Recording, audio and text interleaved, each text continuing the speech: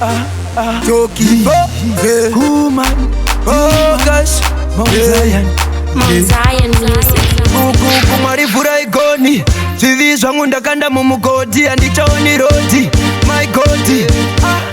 yavharika mbori urai mazi zangu ndione nechirwere cheima ndingapore ndorasingaite wangu munizore chitemo changu saikumakore nekandotadza ndingazvikone mafuta eupenyu itaindisore mitemo yenyu kozvigune ndinyore nepano pasi hazvingaiti nyore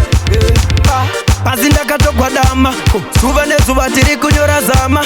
handisi kupasa ndoda kuzama takarasikirwa neshoko ini nehama ndiri kukwama ende ndakatogwamba kuita kunge chikwama chisina kana hana yangu ndoda ichende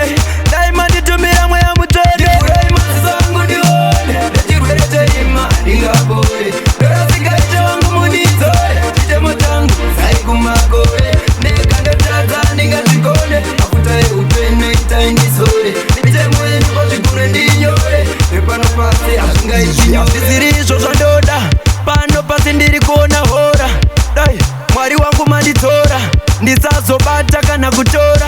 oh gosh handoineni nzira dzangu dzakangozara mheni ndoda kupinda munzira dzenyu mheni mwari hei njere ndipei ndandonoka ndivhurei mazi zangu ndione nechirwere cheima ndingapore ndorasingaite wangu munizore chitemo changu saikumakore nekandotadza ndingazvikone mafuta eupenyu itaindisore mitemo yenyu kozvigune ndinyore zvepano pasi hazvingaiti nyore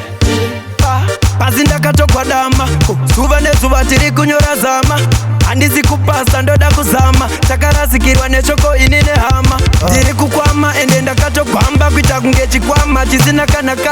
hana yangu ndoda ichende